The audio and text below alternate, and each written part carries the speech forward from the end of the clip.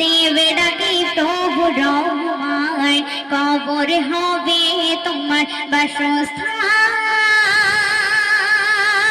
কবর হবে তোমার বাসস্থান বন্ধ হলে আখি তোমার রূহ পাখি বন্ধ হলে আখি তোমার রূহ পাখি দেবে পাখি দেবে ডাকি প্রভু রহমায় কবর হবে তোমার বাসস্থান কবর হবে তোমার বাসস্থান। তারপর শুনবেন সময় শেষে